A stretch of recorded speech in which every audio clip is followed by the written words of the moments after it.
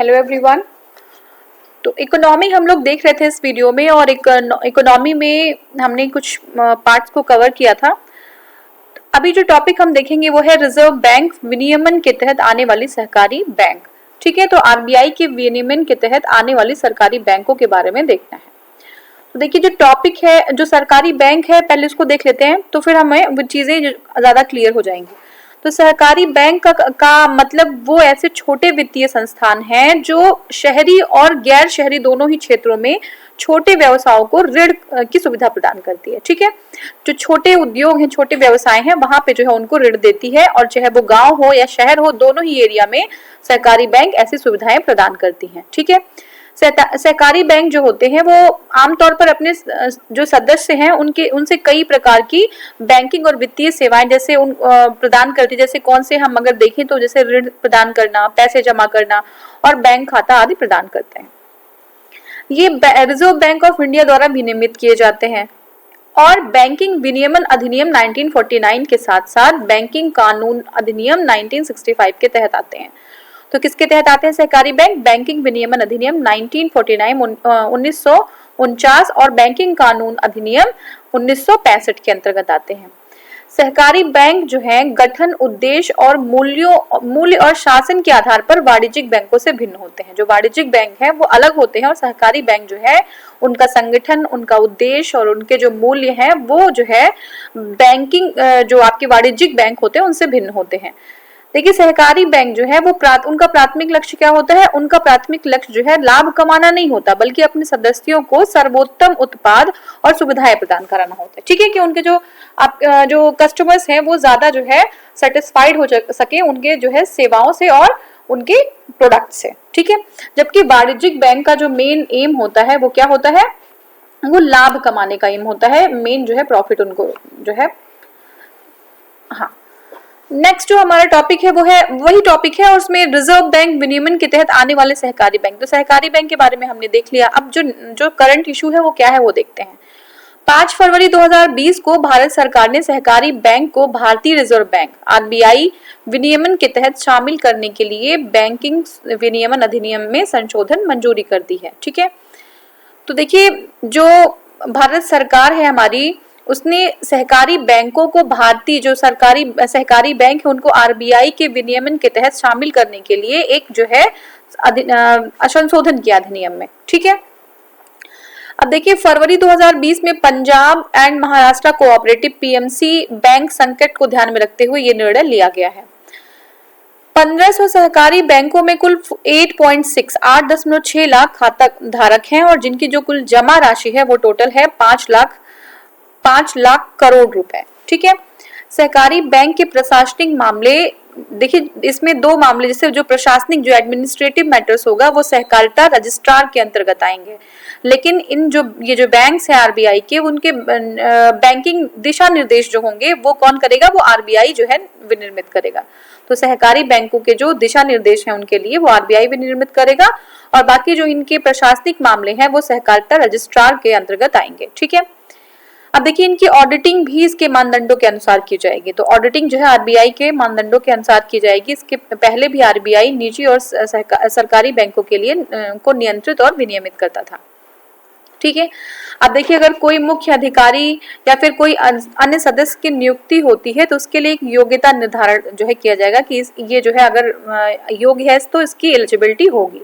ठीक है, मुख्य पदों पर नियुक्ति के लिए आरबीआई की पूर्व अनुमति लेना आवश्यक है। अगर मुख्य पद पर जो है नियुक्ति कर रहे हैं तो आरबीआई से पहले उनको परमिशन लेना जरूरी होगा, और नियामक ऋण माफी जैसे मुद्दों का निपटान किया जा सकेगा। ठीक है, तो हमारा नेक्स्ट टॉपिक जो है वो है चीनी विदेश पोर्टफोलियो निवेश की जांच में सख्ती।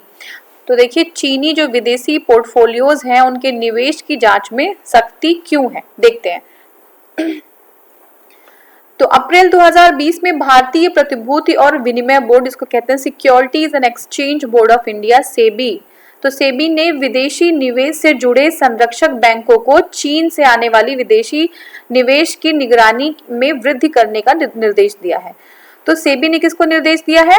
सेबी ने जो संरक्षक बैंक है उनको निर्देश दिया है कि चीन से जो आने वाली विदेशी जो एफडीआई जो है फॉरेन डायरेक्ट इन्वेस्टमेंट है उस पर निगरानी की जाए। ठीक है, क्यों किया गया है? तो सेबी ने संरक्षक बैंकों से चीन और हांगकांग के साथ साथ 11 अन्य एशियाई देशों से भारतीय कंपनियों में किए गए विदेशी पोर्टफोलियो निवेश फॉरेन पोर्टफोलियो इन्वेस्टमेंट FPI का विवरण मांगा है।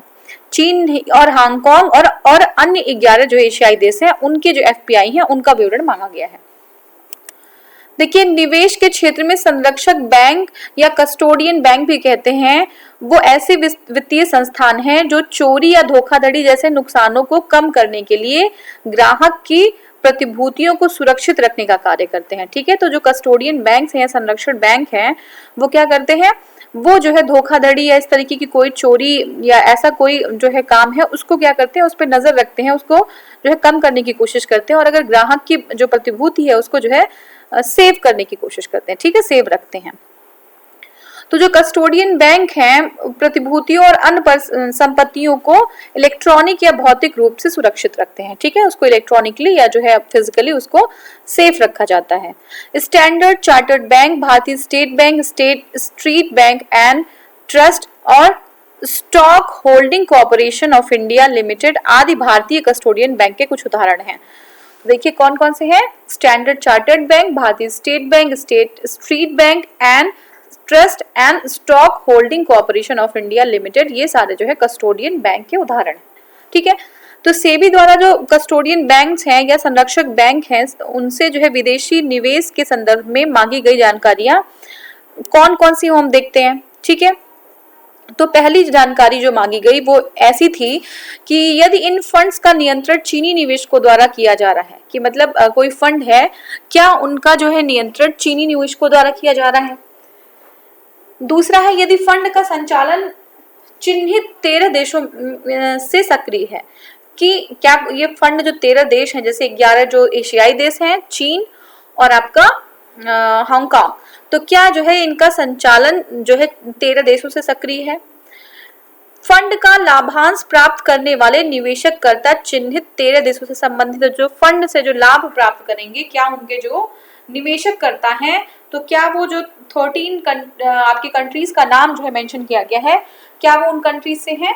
तो ये सारी चीजें जो है मांगी गई हैं, सेबी ने मांगी कस्टोडियन बैंक से। ठीक है, अब देखिए FPI पर सेबी की सख्ती का कारण क्या है। तो कोविड-19 की महामारी तथा इसके प्रसार के नियंत्रण के लिए लागू लॉकडाउन के कारण देश में व्यावसायिक गतिविधियों में कमी आई है, जिससे कई कंपनियों के शेयर की कीमतों में काफी गिरावट हुई है। ठीक है ना, ऑब्वियस सी बात है कि कंपनी व्यावसायिक जो गतिविधियां हैं कम हो गई तो कंपनीज का जो शेयर की वैल्यू है वो भी कम हो गई। ठीक है, अब देखिए भारत में सरकार ने कोविड-19 के कारण उत्पन्न हुए आर्थिक दबाव के बीच भारतीय कंपनियों के जो अपॉर्चुनिस्टिक टेकओवर्स हैं, मतलब भारतीय कंपनियों के अवसरवादी अधिग्रहण को रोकने के लिए भारत की थल सीमा से जुड़े देशों से FDI हेतु सरकार की अनुमति को अनिवार्य कर दिया है। अभी हमने इसके जस्ट पहले देखा था। तो क्यों अनिवार्य कर दिया है कि जो भारतीय कंपनियां हैं उनके अवसरवादी अधिग्रहण अपॉर्चुनिस्टिक टेकओवर या एक्विजिशंस को रोकने के लिए भारत के जो थल सीमा टेरिटोरियल एरिया से जुड़े हुए जितनी भी कंट्रीज हैं उनकी FDI फॉरेन डायरेक्ट इन्वेस्टमेंट जो है अगर वो करनी है तो पहले सरकार से परमिशन लेनी होगी। अब देखिए सेबी द्वारा जो FPI है फॉरेन पोर्टफोलियो इन्वेस्टमेंट के तहत विदेशी निवेश की जांच करने का उद्देश्य सरकार द्वारा भारतीय कंपनियों के अवसरवादी अधिग्रहण को रोकने की जो है पहल को मजबूत करता है। तो सरकार ने तो एक पहले ही कदम ले लिया कि FDI अगर आएगी ऐसे देशों से तो उनको पहले सरकार से जो है अनुमति लेनी होगी, और जो सेबी का जो कदम है वो भी जो है सरकार के कदम से जो है कदम मिला रही है, वो साथ साथ चल रही है। जैसे कि अगर FPI भी कोई आती है फॉरेन पोर्टफोलियो इन्वेस्टमेंट तो वो भी जो है अवसरवादी अधिग्रहण या अपॉर्चुनिस्टिक टेक ओवर एक्विजिशन उसको जो है रोकेगा। ठीक है, नेक्स्ट हमारा है पोर्टफोलियो निवेश के संदर्भ में किसी विशेष प्रतिबंध के अभाव में चीनी संस्थाएं जो भारतीय कंपनियों में 10% तक शेयर खरीद सकती हैं। ठीक है, तो देखिए जो अभी प्रेजेंट पोर्टफोलियो निवेश है उसमें क्या होगा कि किसी जो है विशेष प्रतिबंध के अभाव में जो चीनी संस्थाएं हैं वो 10% जो है शेयर ले सकती हैं भारतीय कंपनियों में। ठीक है, पिछले कुछ वर्षों में भारतीय कंपनियों में चीन से होने वाले निवेश में भारी वृद्धि हुई है। चीन से जो है इंडिया में बहुत ज्यादा निवेश जो है हुआ है, उसकी वृद्धि हुई है। तो अभी प्रेजेंट में क्या है कि चीन के 16 विदेशी पोर्टफोलियो निवेशक भारत में पंजीकृत हैं और इनके शीर्ष भारतीय स्टॉक में, जो इनके शीर्ष हैं वो भारतीय स्टॉक में निवेश लगभग 1.1 बिलियन अमेरिकी डॉलर का है। ठीक है, 16 जो है विदेशी जो आपकी चीन की पोर्टफोलियो निवेशक जो है इंडिया में है और उनका इन्वेस्टमेंट जो है वो है 1.1 बिलियन अमेरिकी डॉलर। ठीक है, तो देखिए एफडीआई जो है, एफडीआई का विनियमन जो है फाइनेंस मिनिस्ट्री करता है। ठीक है, एफडीआई का विनियमन कौन करता है? फाइनेंस मिनिस्ट्री करता है। और विदेशी पोर्टफोलियो निवेश का विनियमन कौन करेगा? सेबी करेगा। ये पूरा जो हमने ये पढ़ा, इससे ये सारी चीजें क्लियर हो गई होंगी कि जो सेबी है वो जो है फॉरेन पोर्टफोलियो इन्वेस्टमेंट की अगर बात आएगी तो सेबी देखेगा, और अगर एफडीआई आती है तो वो कौन करेगा? फॉरेन फाइनेंस मिनिस्ट्री हमारी करती है। ठीक है, उम्मीद है ये क्लियर हुआ होगा। नेक्स्ट जो हमारा है वो है वित्तीय समावेशन हो तो राष्ट्रीय कार्यनीति 2019 से लेके 2024। ठीक है, तो देखिए वित्तीय समावेशन हेतु आपकी राष्ट्रीय कार्यनीति क्या है? ठीक है, national strategy for financial inclusion क्या है ये? तो देखिए अभी जो है हाल में ही जो हमारी रिजर्व बैंक ऑफ इंडिया यानी सेंट्रल जो बैंक है 2019 से 2024 तक की अवधि के लिए जो वित्तीय समावेशन के लिए राष्ट्रीय कार्यनीति बनाती है या national strategy for financial inclusion एक प्रिपेयर करती है। ठीक है, मेन पॉइंट्स देखते हैं क्या है कि जो वित्तीय समावेशन है या फाइनेंशियल इंक्लूजन है राष्ट्रीय, उसके लिए राष्ट्रीय कार्यनीति को वित्तीय स्थिरता और विकास परिषद द्वारा अनुमोदित किया गया है। ठीक है, कौन अनुमोदित किया है? Financial Stability and Development Council, FSDC. बहुत बार आता है एफएसडीसी, ध्यान रखिएगा। तो ये जो आपका समावेशन है उसको किसने जो है अनुमोदित किया है? उसको अनुमोदित किया गया है Financial Stability and Development Council, FSDC. ठीक है, क्या है वित्तीय समावेशन हेतु राष्ट्रीय कार्यनीति? क्या है देखते हैं। तो देखिए प्रेजेंट टाइम में पूरे विश्व में तेजी से वित्तीय समावेशन को आर्थिक विकास के चालक और गरीबी उन्मूलन के रूप में पहचाना जा रहा है। देखिए अगर फाइनेंशियल इंक्लूजन करते हैं तो जो वित्तीय समावेशन की वजह से आर्थिक जो है विकास होगा और गरीबी का उन्मूलन होगा, ऐसा जो है सोचा जाता है। ठीक है, अब देखिए नेक्स्ट क्या है हमारा। हाँ, वित्तीय समावेशन को बढ़ावा देने के लिए 7 सतत विकास लक्ष्यों की चर्चा की गई है। तो कितने सतत विकास लक्ष्यों की चर्चा की गई है? 7। ठीक है, 7 जो है हमारे जो है क्या है विकास आपके सतत विकास लक्ष्यों की चर्चा की गई है, जो है 7 किसके लिए? फाइनेंशियल इंक्लूजन के लिए। ठीक है, तो देखिए भारत में भी समन्वयपूर्ण और समयबद्ध तरीके से उपरोक्त उद्देश्यों को प्राप्त करने के लिए आरबीआई ने वित्तीय समावेशन हेतु राष्ट्रीय कार्यनीति तैयार करने की प्रक्रिया प्रारंभ की है। देखिए वित्तीय समावेशन जो है वो राष्ट्रीय कार्यनीति से अनौपचारिक वित्त तक पहुंच बढ़ाने से जो हमारा वित्तीय समावेशन उससे क्या होगा? राष्ट्रीय कार्यनीति से जो औपचारिक वित्त है यानी कि फाइनेंस है उसकी पहुंच बढ़ेगी और रोजगार के सृजन को बढ़ावा मिलेगा। ठीक है ना, हमारा जब आपका वित्तीय समावेशन हो जाएगा तो क्या होगा? जो एम्प्लॉयमेंट है वो भी जनरेट होगा, आर्थिक मोर्चों पर हानि की संभावना कम होगी। ठीक है ना, जो हानि है उसकी संभावना कम हो जाएगी और मानव पूंजी में निवेश बढ़ सकेगा। ठीक है, ह्यूमन जो आपका रिसोर्स है उसमें भी जो है इन्वेस्टमेंट बढ़ेगा। ठीक है, अब देखिए वित्तीय समावेशन हेतु राष्ट्रीय कार्यनीति का उद्देश्य क्या है? जो ये कार्यनीति है इसके उद्देश्यों में से एक प्रमुख उद्देश्य मार्च 2020 तक हर गांव के 5 किलोमीटर के दायरे में तथा पहाड़ी क्षेत्रों के 500 परिवारों के समूह तक बैंकिंग सुविधा की पहुंच को बढ़ाना है। ठीक है, तो जो 2020 तक क्या करना है कि हर गांव के 5 किलोमीटर के दायरे में, ठीक है, 5 किलोमीटर के दायरे में तथा पहाड़ी अगर क्षेत्र है तो 500 परिवारों के समूह तक बैंकिंग सुविधा को पहुंचाना है। फाइनेंशियल इंक्लूजन इसी को तो कहते हैं कि मतलब जो है अगर कोई ऐसा एरिया है जहां जो है लोगों की पहुंच नहीं है बैंकिंग सिस्टम में, तो उनको जो है बैंकिंग सिस्टम से जोड़ दिया जाए। ठीक है, तो आरबीआई के अनुसार क्या है, इसका एक उद्देश्य यह भी है कि प्रत्येक वयस्क की मार्च 2024 तक मोबाइल के माध्यम से वित्तीय सेवाओं की पहुंच हो। ठीक है ना, कब तक? मार्च 2024 तक मोबाइल के माध्यम से जो वित्तीय सेवाएं हैं उनकी पहुंच हो जाए। ठीक है, जितने वयस्क हैं, हर वयस्क व्यक्ति तक वित्तीय सेवाओं की पहुंच प्रदान करने के उद्देश्य से एक लक्ष्य निर्धारित किया गया है। और क्या है वो? प्रत्येक इच्छुक और पात्र वयस्क, ठीक है, जितने भी इच्छुक हैं, विलिंग हैं और जो पात्र हैं उस चीज के, जिसे प्रधानमंत्री जन धन योजना के तहत नामांकित किया गया है, उनको मार्च 2020 तक बीमा योजना और पेंशन योजना के तहत नामांकित किया जाना चाहिए। तो जितने लोग यह योग्य हैं और उसके पात्र हैं और जिसे प्रधानमंत्री जन धन योजना के तहत नामांकित किया गया है, उनको जो है क्या करना है? पेंशन योजना और बीमा योजना के तहत नामांकित किया जाना चाहिए, ठीक है। नेक्स्ट जो है हमारा उसी में वो देखिए, मार्च 2022 तक पब्लिक क्रेडिट रजिस्ट्री, पीसीआर बोलते हैं, पब्लिक क्रेडिट रजिस्ट्री को पूरी तरह से प्रारंभ करने की योजना भी है। इससे क्या होगा? नागरिकों की जो साख प्रस्ताव हैं उनका मूल्यांकन करने के मामलों में भी अधिकृत वित्तीय संस्थाएं इसी प्रकार का लाभ प्राप्त कर सकेंगे, ठीक है। देखिए, वित्तीय समावेशन क्या है एक बार देख लेते हैं। वित्तीय समावेशन के तहत ये सुनिश्चित किया जाता है कि अंतिम छोर पर खड़े व्यक्ति को भी आर्थिक विकास के लाभ से संबद्ध किया जाएगा, ताकि कोई भी व्यक्ति आर्थिक सुधारों से वंचित ना रह पाए, ठीक है। और इससे क्या होगा कि देश के प्रत्येक नागरिक जो है वो अर्थव्यवस्था की मुख्य धारा में शामिल होने का उनको शामिल करने का प्रयास किया जाता है। जो गरीब व्यक्ति हैं उनको बचत करने के साथ साथ विभिन्न वित्तीय उत्पादों में सुरक्षित निवेश करने के लिए प्रोत्साहित किया जाता है। तो क्या है कि जो लोग गरीब हैं उनको क्या बचत करने के लिए प्रोत्साहित किया जाता है और भिन्न जो वित्तीय उत्पाद हैं उनमें निवेश करने के लिए प्रोत्साहित किया जाता है। वित्तीय समावेशन हेतु राष्ट्रीय कार्यनीति से जहां एक और समाज के में कमजोर जो लोग हैं, समाज के जो कमजोर तबके हैं के लोगों को अपनी जरूरतों तथा भविष्य की आवश्यकताओं के लिए धन की बचत कर सकेंगे वो। और जो आपके विभिन्न वित्तीय उत्पाद जैसे बैंकिंग सेवाएं, बीमा, पेंशन, ये सारी चीजें उपयोग कर सकेंगे, जिससे देश की आर्थिक क्रियाकलाप से लाभ प्राप्त करने के लिए प्रोत्साहन मिलेगा, ठीक है।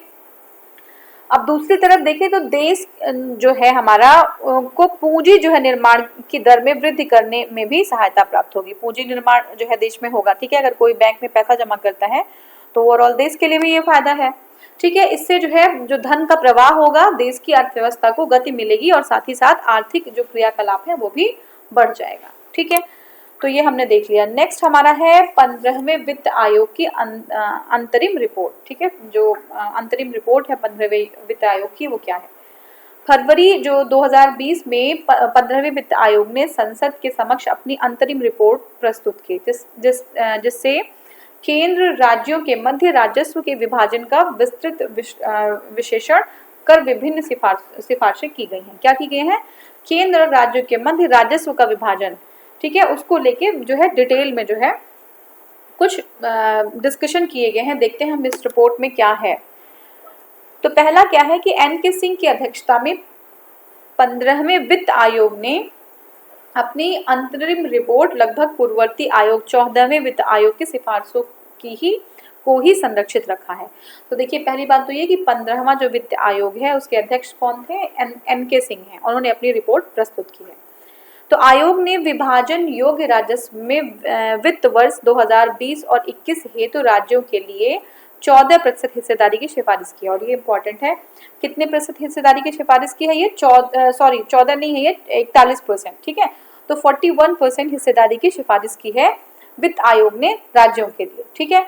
जो अब तक जो है 42% थी, ठीक है। तो ये जो है 41% की है और अभी तक ये 42% थी, ठीक है। उल्लेखनीय है कि वित्त जो आयोग है उसके अनुसार राज्यों की हिस्सेदारी में हो रही कटौतियां साधारणतया पूर्ववर्ती जम्मू कश्मीर राज्य के हिस्से के बराबर है, ठीक है, जो कि 0.85% है, ठीक है। तो क्या है कि वित्त आयोग के अनुसार वित्त आयोग क्या कहता है कि राज्यों की हिस्सेदारियों में हो रही कटौती जो है वो साधारणतया पूर्ववर्ती जम्मू कश्मीर राज्य के हिस्से के बराबर है। देखिए, केंद्र की जो हिस्सेदारी में बढ़ोतरी का मुख्य कारण क्या है? नवगठित केंद्र शासित प्रदेशों जैसे जम्मू कश्मीर और लद्दाख की सुरक्षा तथा अन्य आवश्यकताओं की पूर्ति करना है। अगर केंद्र को कुछ जो है बढ़ोतरी मिली है तो उसका ये रीजन है कि जो हमारे दो नए अभी जो है निर्मित या नए गठित हुए जो हमारे केंद्र शासित प्रदेश हैं जम्मू कश्मीर और लद्दाख, उनकी सुरक्षा पे भी और कुछ उनकी जो आवश्यकताएं हैं उसके लिए भी कुछ धन की जो है आवश्यकता होगी, ठीक है। कुछ महत्वपूर्ण सिफारिशें जो हैं वित्त आयोग की वो क्या है? तो आयोग ने कुशल सार्वजनिक वित्तीय प्रबंधन प्रणाली तथा वैधानिक ढांचा प्रदान करने के लिए कानून का मसौदा तैयार करने हेतु एक विशेषज्ञ समूह के गठन की सिफारिश की है। किसकी से एक जो है विशेष समूह के गठन की सिफारिश की है, ताकि जो है वित्तीय प्रबंधन प्रणाली और का वैधानिक ढांचा जो है एक कोई मसौदा तैयार कर सके। तो एक उसके लिए जो विशेषज्ञ है समूह होना चाहिए। जो वित्त वर्ष 18-19 में राज्य सरकार और केंद्र सरकार द्वारा प्राप्त कुल राजस्व के जीडीपी का लगभग 17.5% था। ठीक है ना। 18-19 में जो राज्य सरकार और केंद्र सरकारों द्वारा प्राप्त कुल राजस्व जो था वो देश के जीडीपी के 17.5% के बराबर था। अब आयोग का ये विचार है कि देश का वास्तविक जो कर राजस्व है अनुमानित कर राजस्व से काफी कम है। तो जो मतलब अनुमानित जो हम लोग अज्यूम कर रहे हैं कि इतना होना है, तो वो जो है उससे कम जो है हमारा वास्तविक राजस्व है। और इसके अलावा भी 1990 के दशक की शुरुआत से अब तक भारत का कर क्षमता काफी हद तक अपरिवर्तित रहा है। तो होना क्या चाहिए कि जैसा जैसा डेवलपमेंटल एक्टिविटीज जो हो रही हैं, लोगों की जो इनकम है वो इंक्रीज हो रही है, बहुत सारी चीजें, जो पॉवर्टी है वो कम हुआ है। लेकिन तब से हम अगर देखें तो 1990 से लेके अब तक अगर देखें तो जो भारत की कर क्षमता है वो काफी जो है अपरिवर्तित रही है। ठीक है। अब इसमें क्या है कि 3 प्रमुख सिफारिशें की गई हैं। कर आधार को व्यापक बनाना, जो कर का आधार है उस कर में उसमें कर अदायगी वाले और लोगों को जोड़ना है, कर आधार का आधार बढ़ा देना है। कर की दरों को सरल बनाना, तो अगर बहुत कॉम्प्लिकेटेड होगा तो लोगों के लिए जो है समझना बहुत मुश्किल हो जाएगा, उसको जो है इजी कर देना है। ठीक है। और नेक्स्ट हमारा है कि सरकार के सभी स्तरों पर कर प्रशासन की क्षमता और विशेषज्ञता को बढ़ाना। ठीक है। सरकार के सभी स्तरों पर जो कर का प्रशासन है और उसकी क्षमता है उसकी विशेषज्ञता को बढ़ाना। ठीक है। देखिए, वित्त आयोग ने जो वित्तीय वर्ष है 2021 के लिए स्थानीय निकायों को अनुदान के रूप में 90,000 करोड़ रुपए देने की सिफारिश की है। ठीक है। किसको देने के लिए? स्थानीय जो निकाय हैं। उन्होंने कहा कि जो डिसेंट्रलाइजेशन का कॉन्सेप्ट है, देखिए विकेंद्रीकरण, तो जो स्थानीय जो आपके निकाय हैं उनको 90,000 करोड़ रुपए की देने का सिफारिश किया है, जो कि अनुमानित विभाजन योग्य राजस्व का 4.31% है। ठीक है। तो जो आपका अनुमानित विभाजन योग्य राजस्व है उसका 4.31% होगा, ये जो स्थानीय निकायों को दिया जाएगा। नेक्स्ट हमारा है, इसके अलावा जो आयोग ने वस्तु और सेवा कर जीएसटी के क्रियान्वयन को लेकर रिफंड में देरी और पूर्वानुमान की अपेक्षा संग्रह में कमी। ठीक है ना। एक तो रिफंड में देरी होती है, संग्रह में बहुत सारी कमियां हैं, जैसे कुछ चुनौतियों का भी उल्लेख किया गया है इसमें। ठीक है। तो चुनौतियां क्या हैं जीएसटी में, हम देखते हैं। हाँ, जैसे सेकेंड प्लीज।